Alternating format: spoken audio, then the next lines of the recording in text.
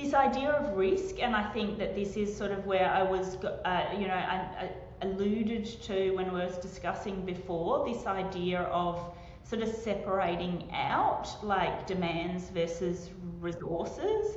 When you take a very risk-based approach and you're looking at things like, low role clarity, if I use sort of the example that I used before, if you've then identified that, then what, right? Which is sort of a avoidance kind of approach, versus an approach goal, right? And we kind of know from lots of different disciplines and areas that approach goals are better than avoidance goals. We actually know that from the physical safety space as well, that people will be more motivated around approach goals rather than avoidance goals. And so you've got, you could take a good work design angle or an approach, right? Which is around how do we design work well to prevent harm versus let's look at the risks and put controls in place around those things that are there. And where we're seeing people get stuck is if you just take a risk-based approach, it actually takes a fair bit to kind of flip that around to then going,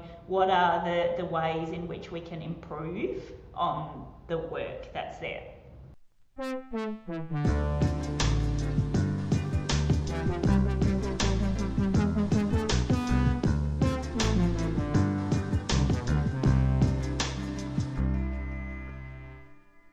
We'll start again. All right, this is Dr. Matthew Iasiello welcoming you to Researching Happy. We have a special guest with me this morning. That's why we're going audio only. Do you want to introduce yourself? Yeah. Yep. What's your name? My name's Larry. And who have you got in your hand? Spidey. Who? Spidey. You're saying it funny. Spidey. Spidey. And he's Lego. All right, so this is the podcast all about the stories behind the studies of the happiness and wellbeing research world. Welcome to episode 22. We've got a really simple introduction today. We are very, very fortunate to have Professor Karina Jorritsma with us this week, a professor at Curtin University and one of the leaders of the Thrive at Work initiative, which is a world-first wellbeing program centered on designing work that helps employees, organizations, and industries to thrive. Karina walks us through the origins of her work, the foundation of Thrive at Work, and steps through... Can you say I was yawning? And say what? I was yawning. I don't even know what you're talking about. I was yawning. Oh, you were yawning. Yeah, all right. Ari was yawning. So Karina steps us through the implementation framework to take action in the workplace for well-being. As you will hear, this work is among the best in the world, in my humble opinion, and I highly recommend checking out their website, which have lots of useful frameworks and tools to help workplaces and practitioners improve the quality of their work. You can stay in touch with us on LinkedIn, on Twitter, on YouTube, on Spotify and Apple Podcasts, and subscribing and rating the show makes a really big difference for us. So thank you and welcome, Karina, and say bye, Ari. Bye. Bye-bye. Up. All right, so this is Researching Happy, and we're joined with Professor Karina Jorritsma. Hi. Hi, Karina. Good morning. Welcome. Thank you. This is first thing Monday morning for you in Perth, so really appreciate you using your optimal key headspace for the podcast. First thing I have to do is thank you for your advice that you gave me a couple of months ago, which was to buy those sort of rainproof overalls for my kids. Game changer. I told you the world is your oyster when you are dressed appropriately, or yeah. Going with my family's Norwegian saying of there is no such thing as bad weather, just bad clothing. Absolutely, yeah. So it's been it's amazing. So Perth's probably the same as here. We don't get too much wet weather, but when it does, we just go inside, and actually the rest of the world would laugh at how warm our winter is, I guess. So that was cool. Yeah, my kids love putting on their one knows what he's doing, the other one's a baby, but I assume she loves it. Anyway, so yeah, thank you for that first piece of good advice for the podcast. So it would be great to hear about a little bit about yourself and how you've sort of landed in your role. All right, so my role is actually a Professor of Practice at the Future of Work Institute at Curtin University here in Western Australia, and I guess Professor of Practice is probably something that not everybody has heard of or knows what is, but really it's a role in which it's actually a research role, but a role in which I am also really engaged in impact and translation around work.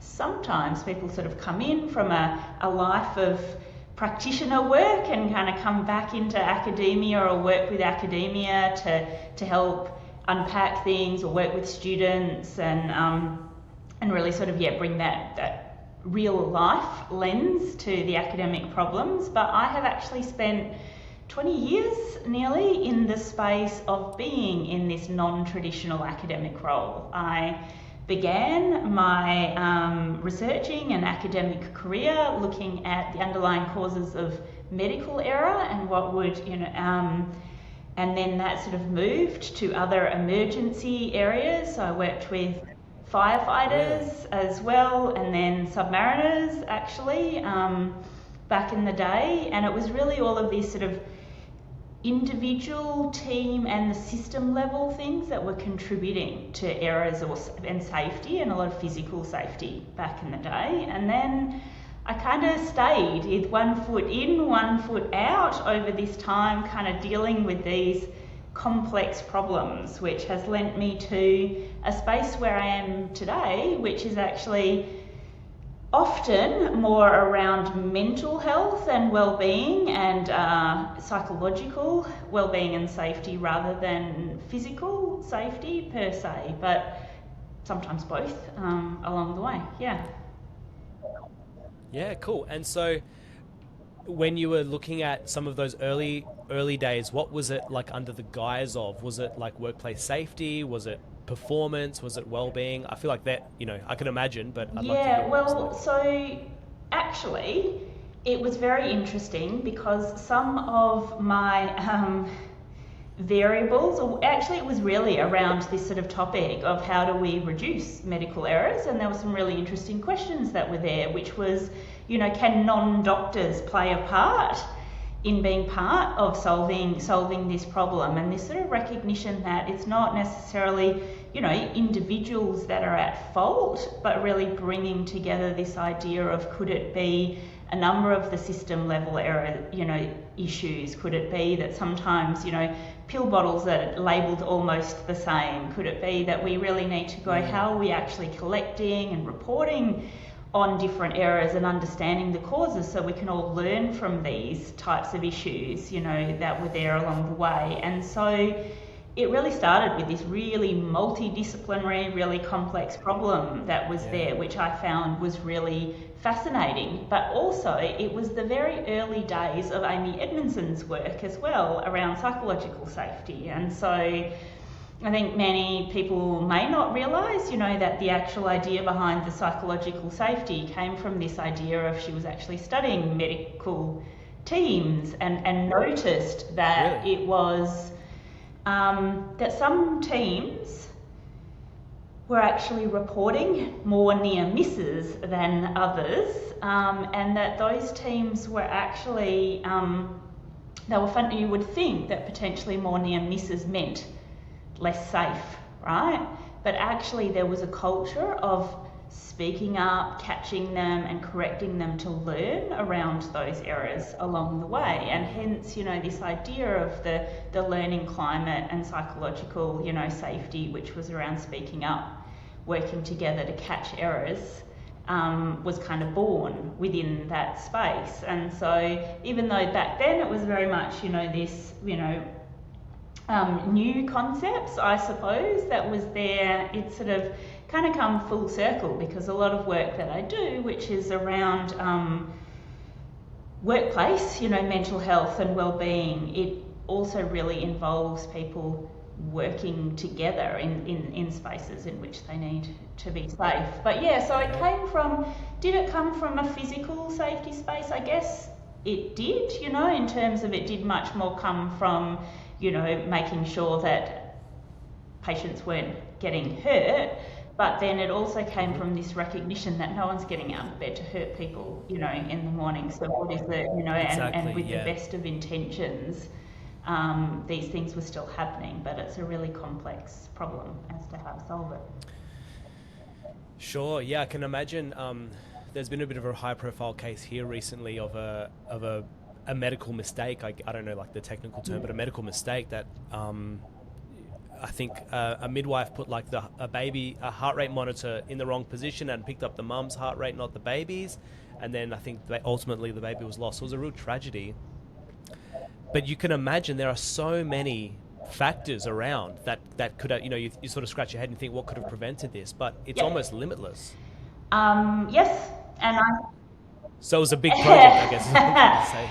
And actually, after multiple years and multiple changes in government, while I was trying to collect data along the way, it's actually why I moved away from medical error, because I really needed a database which was looking at these near misses that were there, and people were actually really terrified, and there was a lot of resistance to implement this, because how would it be used? What would it mean? It takes a lot of trust for people to understand that this is really about learning, right? Like that we need to record these near misses so that we can see the patterns in the data and we can learn from these mistakes. And because of that, actually, it took, I think, another 10 years, not in the time that I waited, Seriously? for something that was going to be rolled out around the near miss reporting that was there, to actually occur. And unfortunately, my PhD studies, couldn't quite wait, that long. So I started to go, okay, let's actually look at some other emergency services and these sorts of areas There you around go. the way. Yeah. Mm-hmm. Yeah, interesting. Okay, and you said that your work has gone a little bit from sort of the physical now to the mental well-being, psychological safety. Is that because the work we've done such a good job in Australia cleaning up physical health risk, or is that just a personal interest that's shifted over time?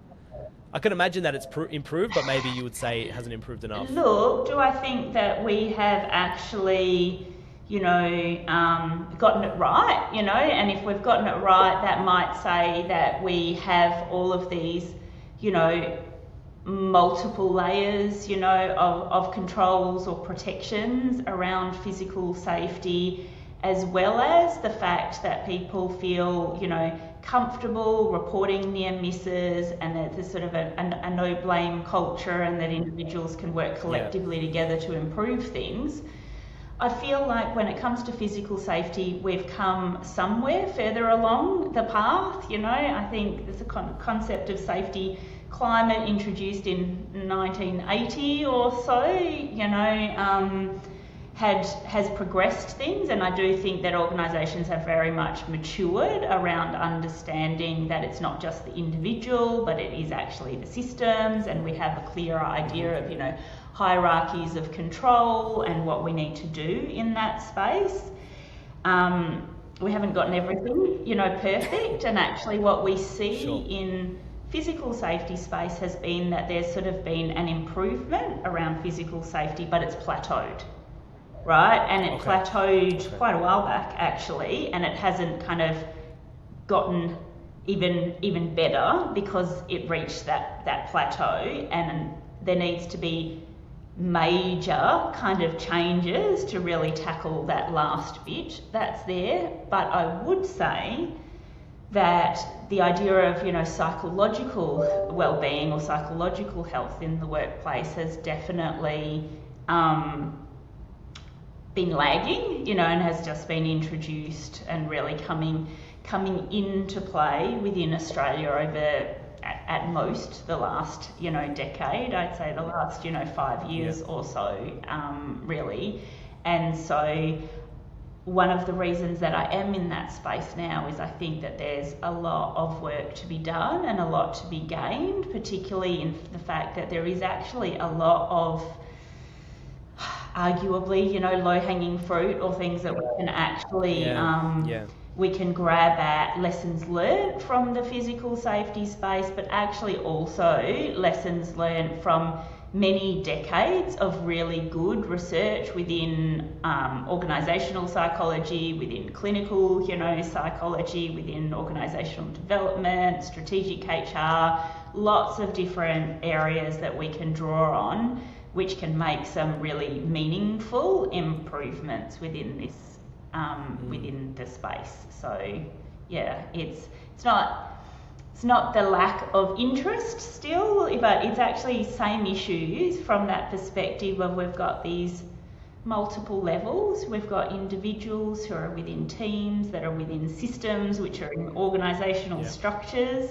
and we've got, different individual behaviours and cognitions here around some complex challenges that are how we feel and how work impacts on us as well. Yeah, okay, cool.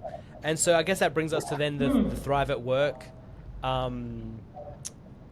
It's not called like a centre, is it? It's just Thrive at Work? So we have this initiative, Thrive at Work, the Thrive at Work initiative, I guess we would call it. We have a framework that sits under that as well.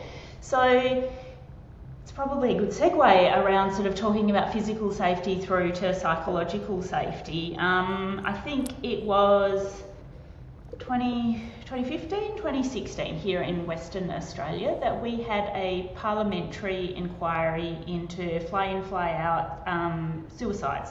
Yeah. And that sort of came from a number of what made, sort of high profile or, hit the media kind of cases of individuals. And this sort of recognition that our fly-in, fly-out environment, which is not unique to Western Australia, but we have quite a large profile of, mines and resources that are spread very far, so people sort of move to those areas on different roster systems, and is particularly a, younger male demographic, and a lot of the potential sort of profile or demographic of higher risk, individuals. But there was a parliamentary inquiry into these FIFO suicides, and from that it was actually the response to the parliamentary inquiry that I was part of at a role at a previous university, the University of Western Australia, sort of a part of something called the Centre for Safety, which was a lot more physical safety that we were looking at.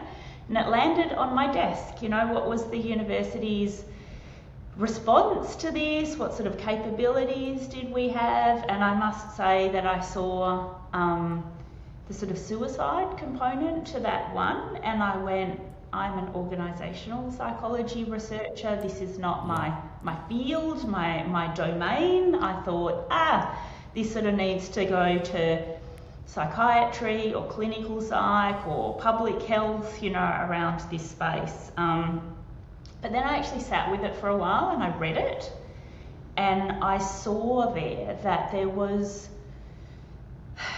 a real mixture of conversation or around, actually it talked about suicide, and suicide was discussed as if it was like a part of a spectrum of mental health.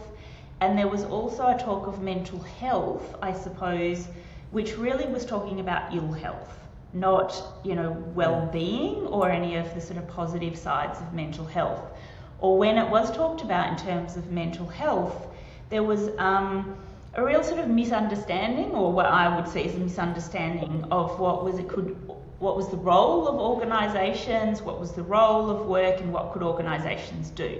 So there were sort of conversations around that individuals would be missing their families, so it was a lot around this sort of individuals and their family life that was happening, as well as, supports might be things like employee assistance programs, and then that potentially the embedding of these would result in the well-being of the workforce. And I thought, all right, hang on. There's actually some things that I think we can say from the field of organisational psychology here. And I thought, you know what, I'm no expert around mental, ill health, we know a fair amount of things around more of the well-being, side of things, as well as what it is around work and a work environment that can both foster well-being in individuals, and also what essentially we know can deplete or damage, individuals' well-being.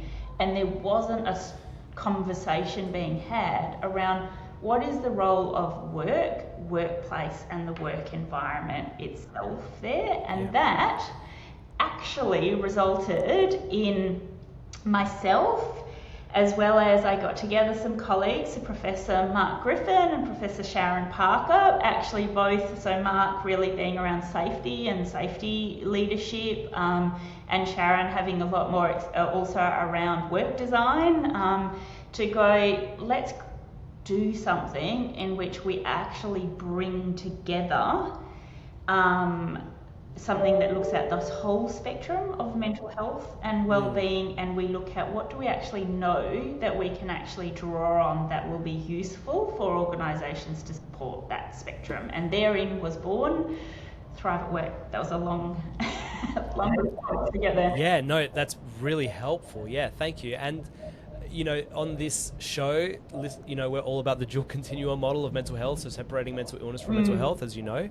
And I think I heard some of those there in your sort of, in terms of when you were reading through some of these reports and thinking, this doesn't add up. But it sounds like I was hearing a lot of dual continuous sort of ideas there. The idea that, the things that would reduce distress are not necessarily the things that would improve well-being. Sometimes they are, but sometimes they're not. EAP, for example, is probably not something that's going to build well-being.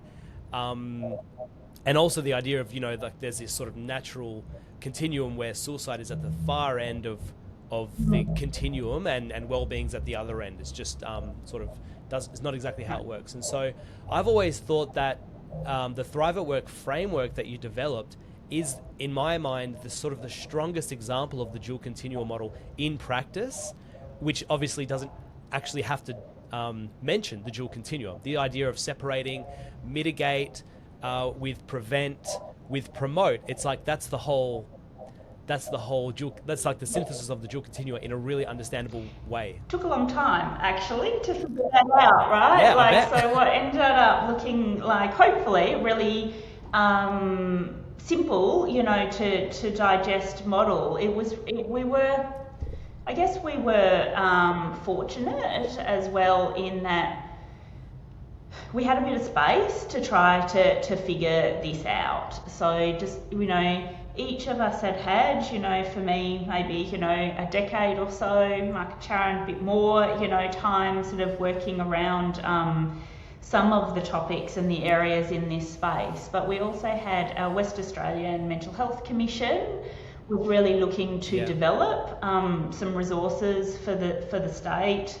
And Sharon got an ARC laureate, which was around work design, sort of after we'd just started around Thrive. But which is a grant for people. So it's a big Commonwealth or government grant which allows the researcher to actually spend, I think it's 5 years, to focus in on a particular topic, and not just them, but actually some resources to have some research, fellows as well, to sort of create some more bodies of research that were there.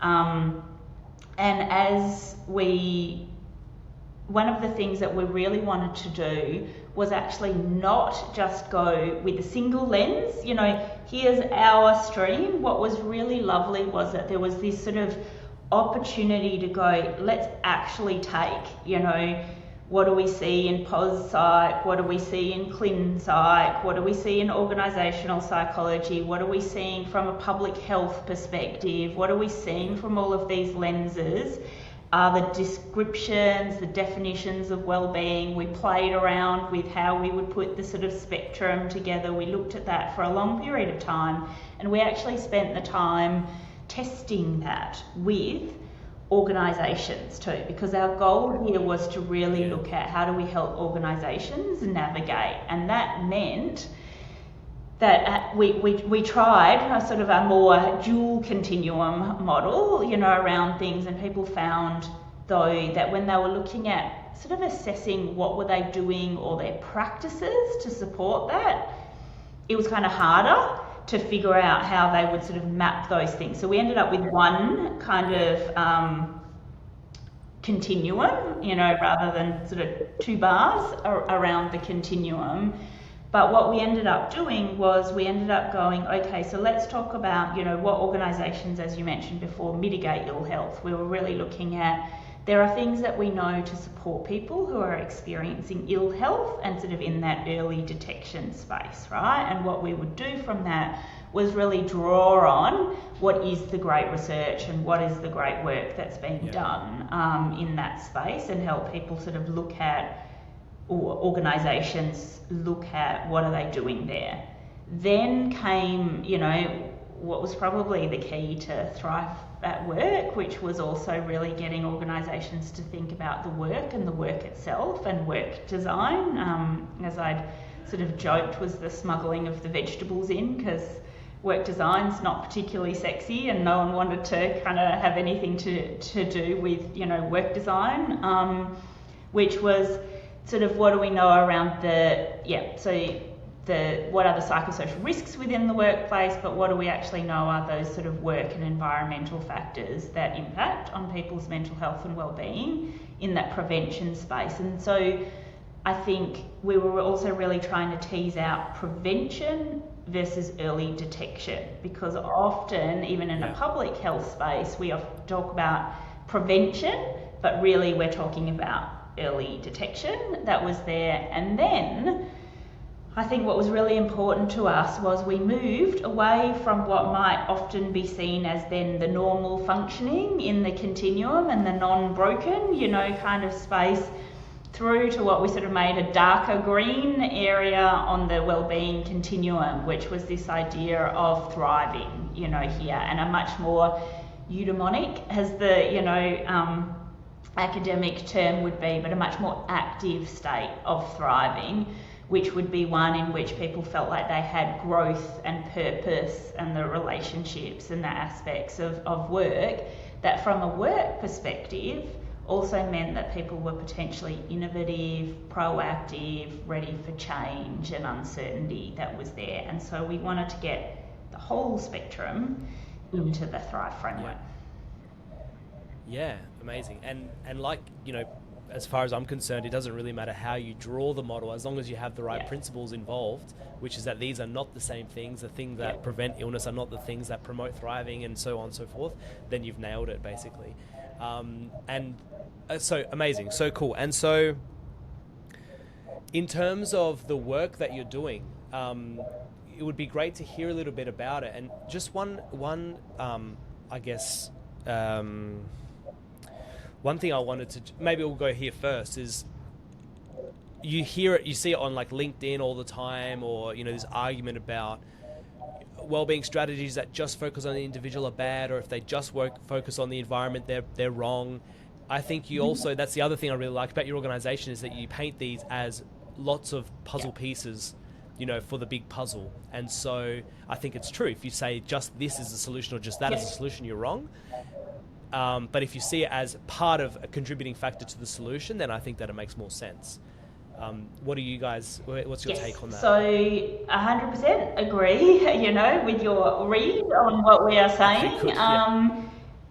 The idea behind Thrive and what we really saw was that we had seen sort of that, yes, there has been potentially a focus on, you know, first of all, potentially what ill health individuals are bringing, you know, pre-existing things into work, or there's been a focus on individuals as the primary target. Other times it's sort of been just a focus on ill health alone. We see sometimes it's sort of a compliance-oriented focus. Sometimes it's also just around sort of more of a public health lens rather than the benefits of mental health and well-being for business. But the biggest thing we've seen is that there's kind of piecemealed or siloed approaches, and I think your you know, analogy of how we say there's different pieces to the puzzle is a really good one, in that we think, or really the principles behind Thrive are, depending on what you are focusing on, and that might be supporting people who are, have mental health conditions, or, are struggling, through to what you are trying to do to prevent harm, through to what you're doing to foster, innovation or proactivity in your organisation. They are potentially different things that you are doing. Yeah. So it's more around, know what the part of the mental health continuum you are wishing to really change or support or to foster, and then bringing you to what are the best evidence-based practices that are feasible within your organisation in that space. Now, some of that is going to be individual, right? Like some of that is going to be educating people around those things, giving people their own, ability to, and we could talk more about that later, but, crafting one's own work, in that space, through to seeking help when they need to, or being, actively engaged in career conversations and, actively, learning, through to what you have in terms of the policies, the practices that are there, your rosters that you have, any of those sorts of things. And they are exactly that, pieces of the puzzle. But the thing that we really wanted to do was allow everyone to kind of be in a room together and go, okay, so this is what we're doing so far, like this is our piece that's here, and this is what we're doing so far. And it's not about a criticism around anything, it's an ability to mature those practices, right? Within an organisation that's there. And have been fortunate enough actually to have had a couple of large sector level masterclass series that we've done, for example, where I've had a large cohort of different public sector agencies for one, and then I've had another one with mining, where we've actually seen very different maturities, sizes, come together in a room, but it not being about, a checklist of things to do, but more of a considered evaluation of what are we doing, is it fit for purpose, why are we doing these things, and how can we individually mature. All right, awesome. So you've just raised about 50 questions for me there, but I'm really enjoying this. So the first thing that, just to sort of agree with you there, I was at an event the other day which was about sort of workplace well-being, and someone raised the issue that they find in their sort of consultancy work that HR departments and safety departments often clash. And it's almost like the clash of egos, like we know how to improve well-being of our employees. No, we know how to improve. And I can imagine that getting those two silos in a room to say, actually, what you both contribute are different, separate, and equally important for their respective sort of functions. Is that kind very of much so? In fact, for the mining masterclasses that we've been running, we're asking for a senior HR and a senior health and safety person from the organisations to be the two that come together for that, because for exactly that reason of let's actually work together on the pieces of the puzzle. And I think, actually really interestingly to that,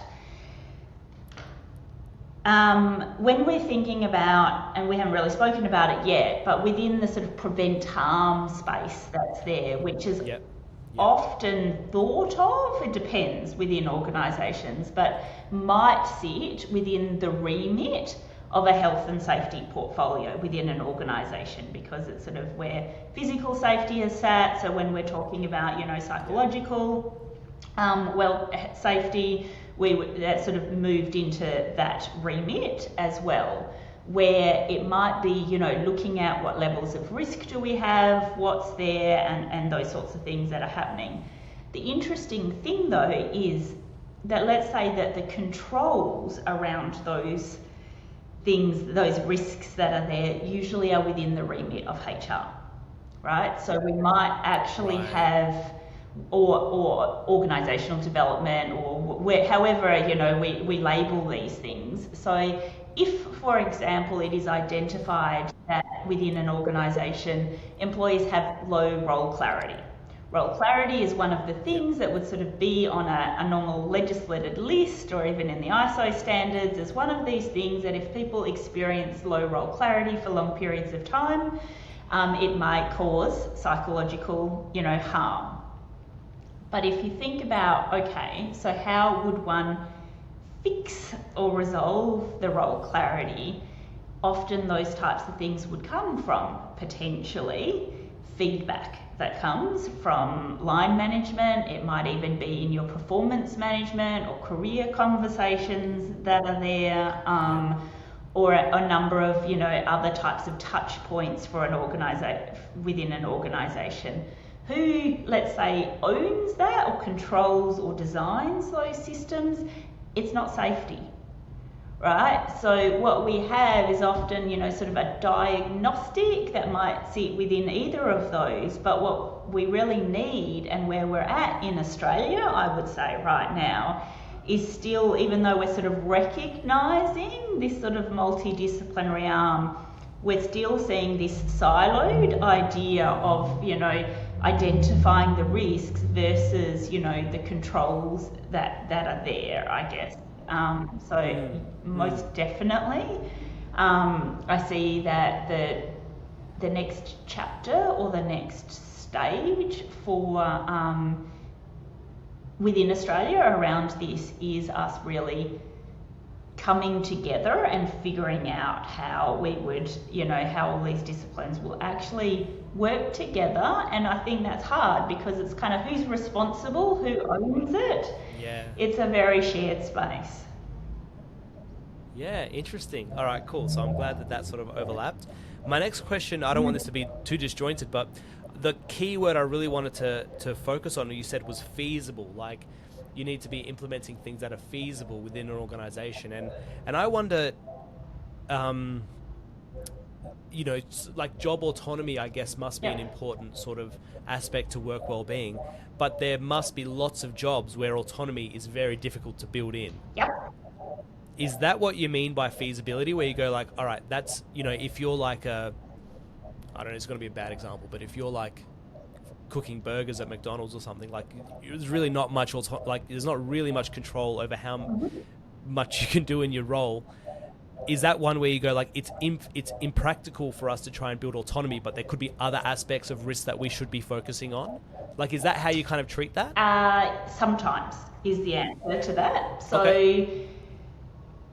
there's two parts, two sort of options that you created there, and both of those are potentially viable. So sometimes the way that you can look at the aspects of the environment might be that there are particular demands within an environment or particular aspects of a job that are hard to reshape. They are sort of these immutable kind of parts of a role.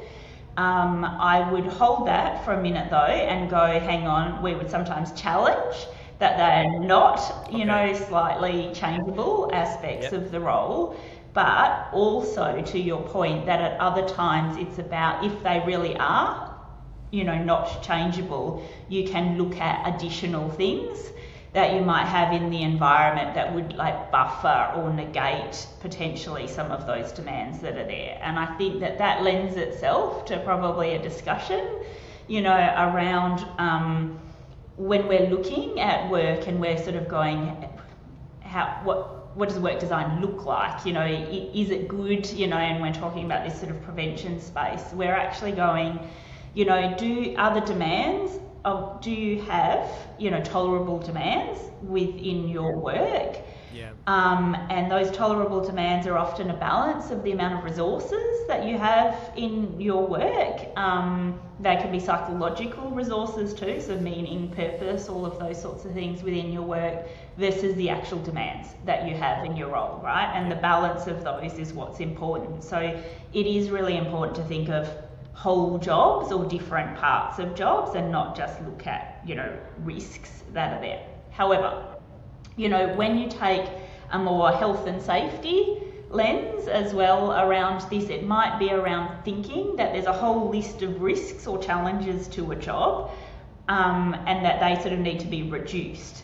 And that's not necessarily the case. And so one of the things that sits within Thrive as well has been what we've placed, which was actually Professor Sharon Parker, who sort of created with her team this model of work design, which looks at those resources and demands, which are sort of a well-established way of looking at work design, and have categorised sort of the resources as the aspects of your work which are stimulating, so where you're using your skills and you have some task variety, where you have mastery in your role. So here we are talking about role clarity, we're talking about adequate feedback and reward and recognition to know you're mastering your job, through to, and we'll get to sort of that question of that autonomy or agency that you're talking about and appropriate levels of that, and also the aspects of your work in which you have peer and supervisor support or end user kind of,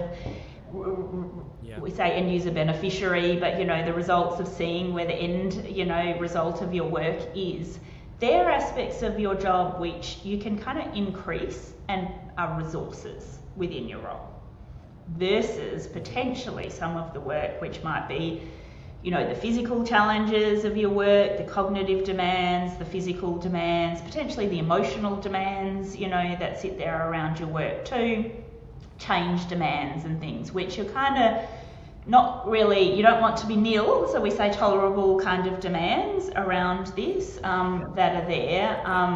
And so if you're thinking about a job as these are all of the aspects of your job that are there, going back to sort of this question that you had around, let's take a job that you would particularly think is not changeable, and we're going to go back to what you mentioned before around the autonomy side of things. So let's take, a burger flipper or a call center, or one of, that's a better example. Right, they're both, I think they're reasonable, right? Like sort of examples that are there, where you're kind of going, there's not a lot of opportunities there.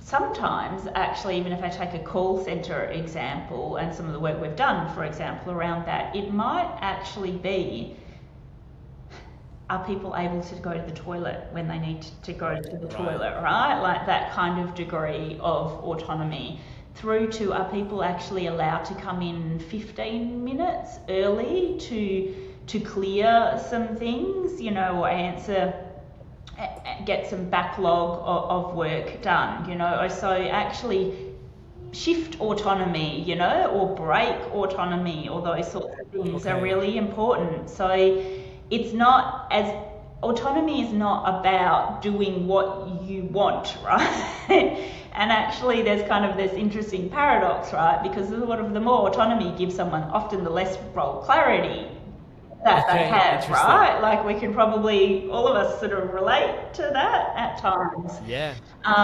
That's there. So one is, are there some small tweaks that would actually make a massive amount of difference? Because when you ask people around their autonomy, they're not like, I want to do what I want. It's often like a little procedural thing or a little thing that if they could just do that or were involved in that, things would be better, for individuals, right? So that's, this notion of autonomy. But at other times, you're right. Like if autonomy is not changeable, it might be that it is the end user that you're seeing, or it is actually increased role clarity, which is often one of those things that it's like, or task significance, like, I really understand what I'm doing, and I also really understand why I'm doing it, and I'm being recognized for that, so I'm kind of willing to sacrifice some of that freedom that's there. Sure. Yeah, it's nice. I can imagine it gets pretty complicated pretty quickly, but I like the idea that there are lots of levers to pull. I think that that's true, that people will think that it's really complicated though, and I think that sort of draws back to why we've been working with this sort of unpacking work design as SMART, and I talked about sort of the stimulating, the mastery, the agency, the relational, and the tolerable demands. Nice. Because you can kind of think of your job, or you can think of them as these blocks rather than what is often like this what feels like a never-ending, like, shopping list of aspects of the job. Cool. And so it would be interesting to know, so there's kind of like, I don't know if you see it this way, but sort of three complementary aspects, I guess, to the work that you're putting out into the world, so the mitigate, the prevent, and the promote. When workplaces come to you, is there one that they're predominantly focused on? I think it's actually changed a bit over the last couple of years. When we really started with Thrive, as I sort of talked about with the parliamentary inquiry that was there, and as we were doing it, we were really in a space, I think, in Australia where workplaces and mental health in the workplace came from conversations around the public health kind of perspective. You know, workplaces are a place in which lots of people congregate, and hence are a space in which we should create awareness around mental health. We might be able to reduce stigma, you know, to encourage help seeking, and it was really much more around, like using that space there for individuals to learn more about their mental health and well-being. So we had, you know, the early messaging, you know, sort of from Beyond Blue, for example, and the Headspace sort of areas, through to even, you know, Are You OK campaigns, and all of these great initiatives that were there to help individuals have conversations around mental health and well-being. But it was still not about the work and the work itself and its impact on well-being. Now, I guess we've had changes in Australia, and we've actually had, like, with the international standards and changes internationally, you know, sort of as well, or moves to clarify and put more of a spotlight on the importance of protecting people at work, you know, from damaging them through work. And so, the changes of work health and safety laws have meant that a focus has often been around psychosocial risks. So whilst it used to be more around, you know, how do we do mental health and well-being kind of initiatives for the sake of supporting ill health or early detection, actually now it's been more of a psychosocial risk kind of management or perspective that was there. I would say that through COVID, which was a very interesting time, because as researchers who study the impact of work and work design on mental health and well-being, never did we have a, you know, more, you know, grand scale experiment and lived experience of us all around the actual impact of our work and our work design on mental health and well-being. There was a period of time where I think people did realise, oh, look, the way in which we structure work and the way we're, you know, making these decisions are also impacting on productivity and performance and our ability to adapt to change. You know, we saw workplaces that were more set up around what we would say is really important around that promote thriving side of things, actually being able to adapt and respond and iterate to those changes more. So we were sort of in a promote thrive, like innovate, adapt sort of space as well. But I'd say that's pulled back like a fair bit, and we're kind of back into, oh my goodness, people are just exhausted and burnt out. That's our data would actually show that for many people they are both burnt out and thriving, you know, at the moment, right? Which is another interesting space. Nice little dual continual plug there as well. That's there, but so now it's often to a very long response to your question, but we still get organised. Well, actually, we have a lot of organisations that do come to us that are wanting to create an integrative mental health and wellbeing strategy that really want to bring it all together. They might come at times more originally from a focus in their organisations of having more individual and more ill health focused kind of things, or they might have come from a safety kind of perspective. But when they come to us, usually what we're trying to do is help people piece all of the things together, right? So I guess they're sort of somewhat biased to the extent that we've kind of advertised, we're trying to be integrative and holistic. That's there, but yeah. Okay, awesome. And as I understand, you guys are pretty busy, so you're not necessarily looking for a wave of people to come and work with you. So we won't put a call out for that. But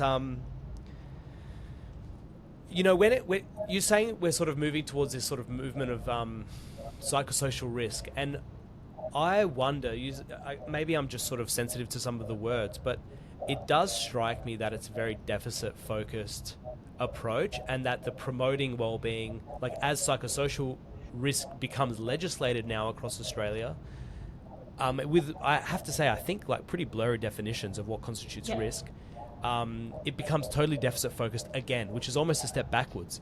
Would you characterize it that way? Yep, I would. I agree with you. Lots of things that I think when I hear you say that. One, this idea of risk, and I think that this is sort of where I was, I alluded to when we was discussing before, this idea of sort of separating out like demands versus resources. When you take a very risk-based approach and you're looking at things like, low role clarity, if I use sort of the example that I used before, if you've then identified that, then what, right? Which is sort of a avoidance kind of approach, versus an approach goal, right? And we kind of know from lots of different disciplines and areas that approach goals are better than avoidance goals. We actually know that from the physical safety space as well, that people will be more motivated around approach goals rather than avoidance goals. And so you've got, you could take a good work design angle or an approach, right, which is around how do we design work well to prevent harm versus let's look at the risks and put controls in place around those things that are there. And where we're seeing people get stuck is if you just take a risk-based approach, it actually takes a fair bit to kind of flip that around to then going, what are the ways in which we can improve on the work that's there? And I must say that when we do things like when we're asking organisations, through masterclasses or, collectively, what are their main reasons for engaging in Thrive at Work or their motivators, they are a lot more around like caring for and looking after their employees or workers and or being an employer of choice, all those sorts of things, which are more positive goals than what we also offer them around like risk compliance and those sorts of things that are there. So I think that that's a really interesting, also another thing actually that I'll tell you is when we often do things like a stock take of, practices and initiatives that organisations are doing within the supporting ill health and through the prevention and the promotion,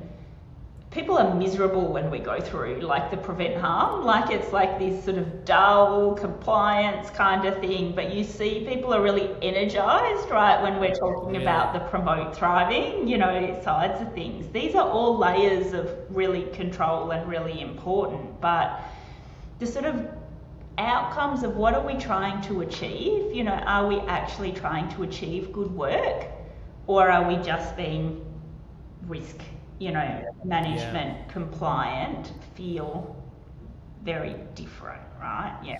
Yeah, absolutely. And so I was just I'm reminded of a book that I just was reading about happiness, and they were kind of took almost like a statistical approach when they were talking about the golden mean, like the inverted U-shaped curve the inverted U-shaped curve, like an unhappy face, and kind of that idea of like too little of some things is no good. There's a golden amount, and then too much of it's no good. And I think your example before of the autonomy, too much autonomy leading to the negative outcome of low role clarity is a good example. But I'm thinking of my wife's a primary school teacher, and they this might not even be true, I have no idea, but this is how I heard it basically. But this idea that they used, if you had like, you know, if your class teaching was finished at lunchtime, you could go home and do marking like in peace and quiet.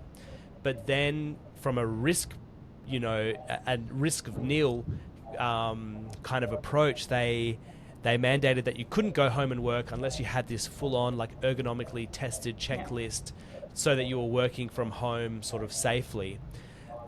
Which, you know, in principle sounds nice, but what that meant was that teachers were stuck at work where there are no quiet places to work, and to be honest, probably not that many ergonomically approved places anyway, that kind of like, that approach really, at the end of the day, did not make for a good workplace. It's very interesting because we did a lot of work actually around support for flexible and remote guides, like the state government, for example, commissioned a set of guides, and we did a lot of lit review, as well as we were studying people. So some of the teams sort of like actually studying the trajectories of individuals over time. There's all these sort of questions that are there, and actually sort of contributed to some work from the National Mental Health Commission and the National Workplace Initiative, sort of looking at this idea of, let's talk about hybrid work or, you know, remote work. This is obviously post-COVID. So yeah, or during and then post, yes. So, but actually just the principles of, and then actually looking at studies that had studied how people did it, you know, beforehand, you know, as well. And one of the main benefits, obviously, of remote working, or let's say hybrid in this situation that you put forward here, is the increased autonomy, right? So that the idea behind it is, you know, this idea of you can work when, how you would like, you know, that to the extreme, but, you know, as appropriate, means that you are picking your noise levels, your space, you know, those sorts of things. If you make that really rigid and you say under these exact conditions you need to do that, there's actually no autonomy in that, right? So you've actually taken away the potential psychological mechanisms of that, you know, that are there. And so it was really interesting to see organisations, you know, be very much like, under these particular rules, you may work from home every second Tuesday, you know, of the fortnight, which removes what we would actually see as the benefits. Now, I'm kind of discounting other benefits for families and work from commute times and, you know, all of those sorts of things. But if we're taking it simply from a work design and, you know, from that angle that's there, the whole benefit is that you pick what your activities that you're doing, you pick, you know, what your needs are, and from there, that's where you're going to get your right performance benefits, right? And we're actually seeing, you know, as more research comes in around all of these mixed, you know, benefits / you know, studies around all of the remote and hybrid work, is what we ask people to do is also think about, you know, SMART. If we take SMART and you're going, when you're working from home, you know, are you using your skills differently? Do you have different kind of cognitive skill sets? You know, if individuals are remote, you know, are they getting the same like role clarity or feedback? There's this sort of agency side of things, you know, if you're overly monitored or if it's overly rigid, you're not really getting those aspects, and do you still have, you know, the social connections and, you know, those things that you need that are there. Whereas what was looked at there would be the demand side of things, of the physical or the ergonomic demands that were there, and not really thinking about all of those other resources that are there, right? So it's about not thinking of as just one aspect, but it's around, well, why would this be beneficial to people? If we're allowing them this, we need to open up those ideas. Yeah. And so is there an effort to push back against this sort of legislation of psychosocial risks such that we could factor in resources and not just challenges? Like, are you aware of anyone that's out there sort of doing that? So it sort of actually sits there at the top of the codes, right? Like it says, think of the whole job. It thinks, the solutions that are there are very much around that. They say, it is about the job demands and resources. I think there is space within the legislation and the interpretation or usage of the codes to respond appropriately to addressing psychosocial risks from a much more positive, good work design and proactive angle. It's just that a lot of practitioners and associated supporting professions aren't unpacking it like that yet. I think that this is the maturity curve that we need to go along, and I think that this is how we will see things playing out. Ultimately, at the end of the day, we sort of saw this with physical safety, to the extent that we had these concepts like safety climate, and we realised it wasn't just about rules, or we've learnt over time that people are more willing to actually engage and adopt safety procedures and policies if they are involved in the development of them, or they understand them, that it actually involves consultation and engagement. That doesn't necessarily always play out, in organisations, and hence we've seen that plateau of safety.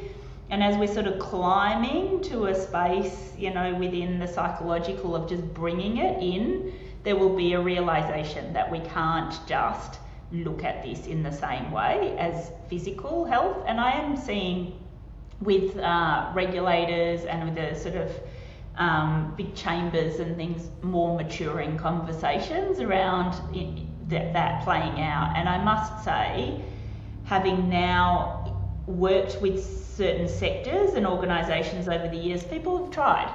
They've gotten out there with their clipboards and they've tried to, look at risk registers, and they've tried to do these things, and they've gone, this doesn't quite work out. And so I think everyone's maybe at a really nice stage of going, and we've got a lot of consultants and people who are there to try help unpack and support things for organisations going, help, I think, as well.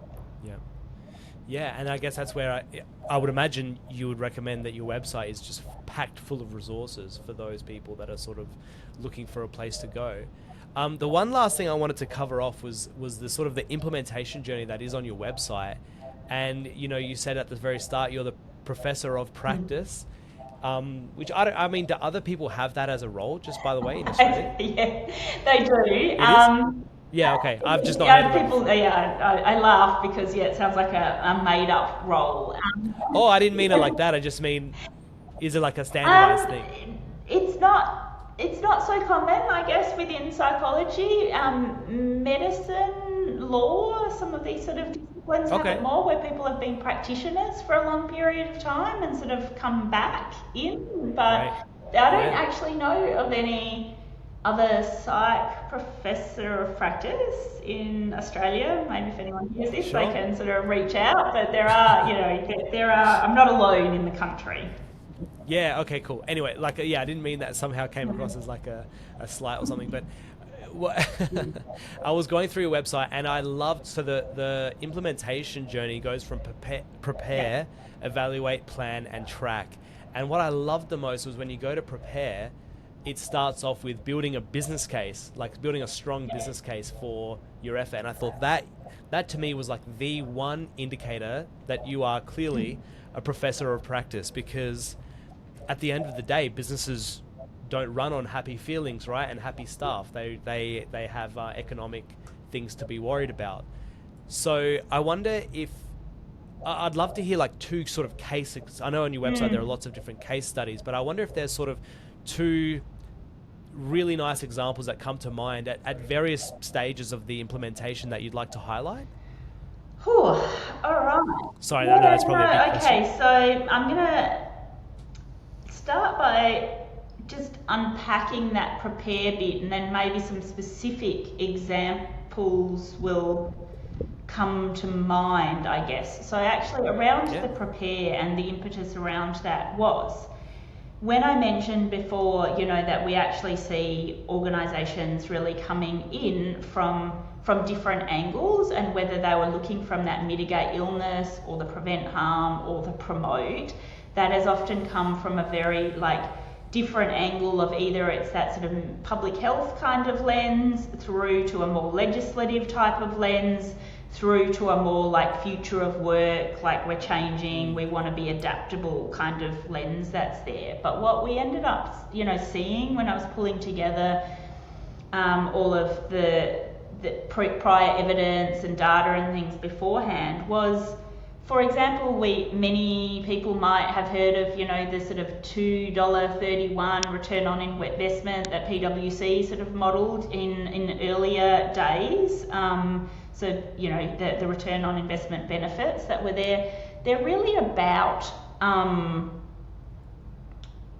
the benefits of supporting ill health, actually, and they were very individual focused. And what we actually see, and even as people have sort of modelled data where they can, you know, around these things, it's often sort of the benefits of keeping or like early detection or keeping people who are at very ill health end of the spectrum within the workplace, and so the return on investment is based on that, which is very different types of investments through to, you know, good leadership training to help people with role clarity or all of those sorts of things that are there. And so the kind of questions of just taking a business case and going, oh, everybody, you know, invest in mental health, any of these things that we're talking about, and you're going to kind of get that type of return on investment, doesn't make sense, right? So a lot of that business case is around going, what are we actually trying to achieve? Are we actually trying, like, and therefore,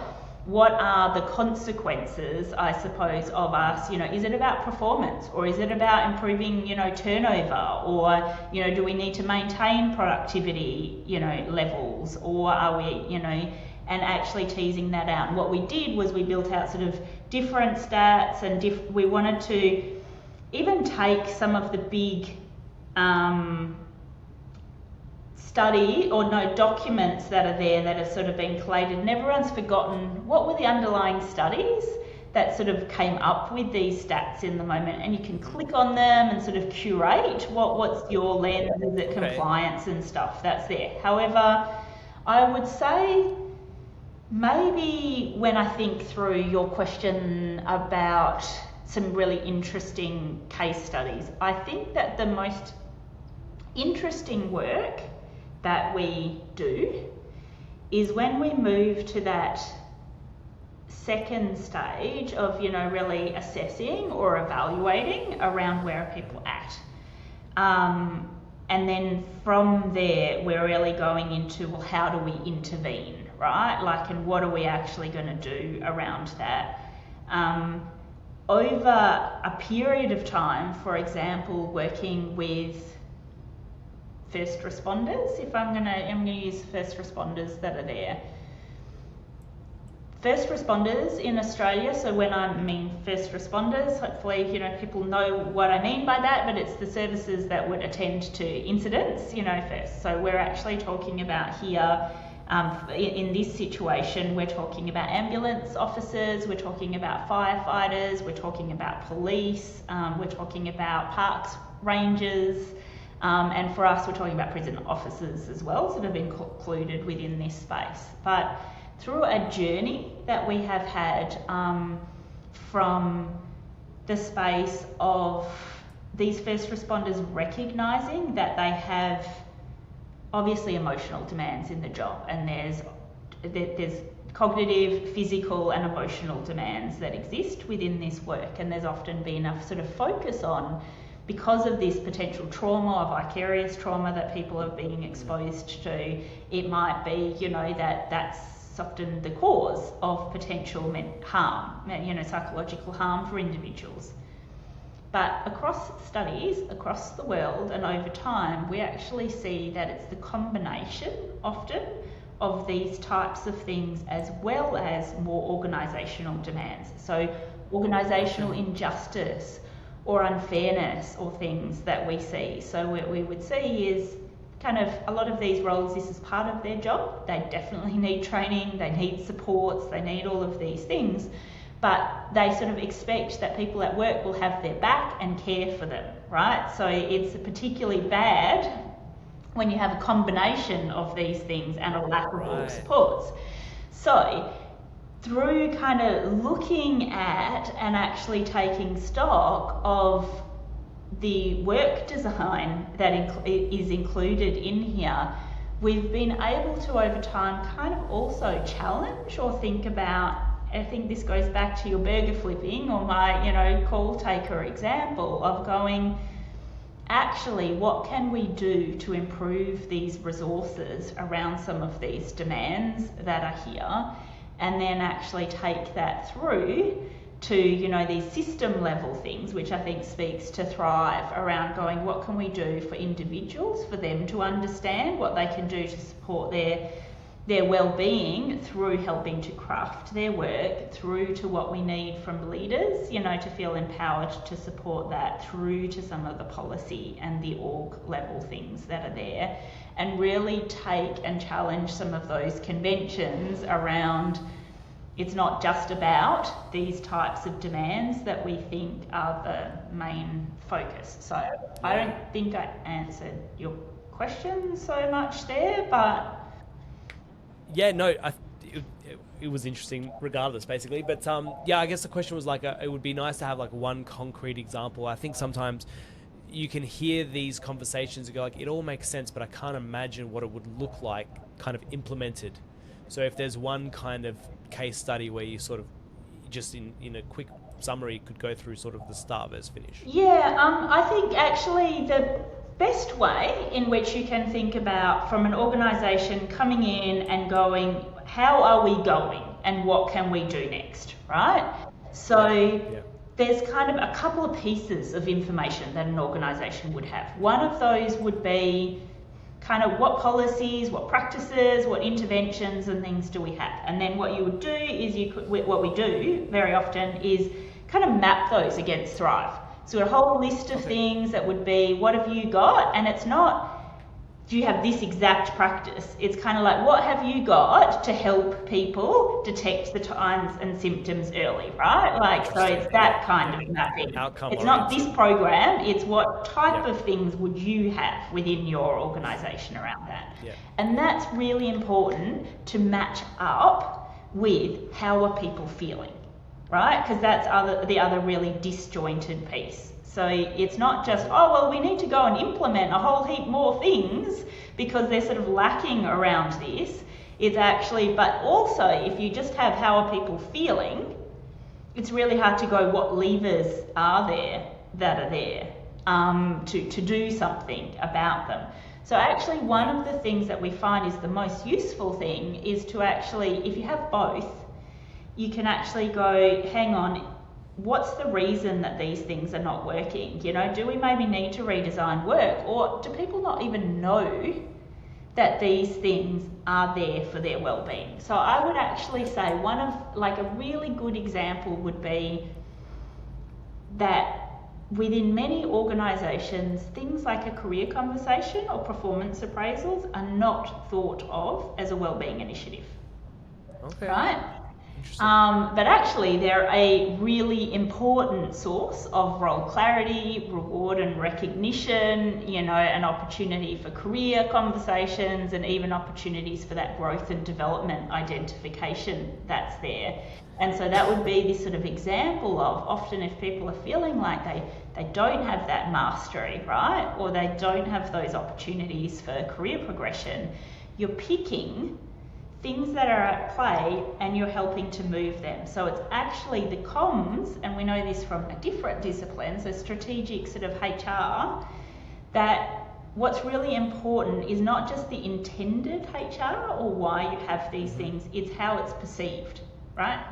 Gotcha. So a big part of all of this when we're talking about psychological well-being, and I think maybe that goes nicely full circle back to the sort of differences between the physical safety, and the psychological safety, is it really matters why people think you have the things in place. not just that they're there, it's not just that maybe even that they know that they're there, but it's actually really important how it's communicated and how they believe like that why are you doing these things for us. So the huge part of many things that we would do is identifying these key levers that you can flip and change and kind of repurpose as wellbeing initiative. Yeah, amazing. And just to that point, I can imagine the example that I hear is like, oh, they're putting us all through resilience training because there's about to be mass layoffs. Correct. You know, and I think probably sometimes that has been the case in the world. I'm sure that's been the case. But you would ask then, you know, was there a problem with the resilience training? Maybe not, right? But unless people are seeing the purpose of it and why, it's not going to have its intended effect, right? And I think that we have this real opportunity to be very conscious and mindful and deliberate around what are these pieces of the puzzle that we have, and then we have an opportunity to not just make sure we have those pieces of the puzzle, but that our workforce and that all our different departments or divisions and responsibilities all have a shared mental model around what those things are. Fantastic. All right, well that's, you know, I had one more question, but I think you've kind of answered it, which was how much of, you know, we've talked a lot about, you know, the arguments between HR versus health and safety departments. What about small businesses that really don't have these departments or maybe so many of these policies and these sorts of things? But I think the way you just laid it out almost was a perfect example that all of the principles equally apply at the small business level. When you start from that very sort of open conversation. They do, right? And so, I mean, if you don't have multiple departments to deal with, you know, it's sort of all within your own remit. But even if you're looking at, you know, how do we have the skills, do we have the resources to speak up, you know, and ask for help? Do we know how to help someone else, you know, in that sort of mitigate space that's there? And there are plenty of good free, you know, resources and supports in those areas. Looking at the psychosocial risks, it's probably better to go, you know, are you using your skills? Do you know what you're doing? You know, do you know, are you actually involved in decisions, you know, that affect you appropriately? Do you know who to ask for help? You know, sides of things that are there, through to, you know, do you feel connected, you know, to everyone, you know, in that space? And it doesn't need to be more complicated than that. There are definitely aspects of small business which are also these immutable demands, as, you know, we spoke about. But thinking through what are the potential resources that are there, I think is another really important opportunity within that space. Yeah, amazing. All right, well, thank you so much. This has been such a good conversation, so helpful. I can imagine if anyone ever asks me about workplace wellbeing, I'm just going to send them this link because and then they'll obviously go straight to Thrive at Work's website because it's just so well captured and so easily digestible. So I think you've really, like, compliments to you and the rest of the team. Thank you so much. Thanks again for your time.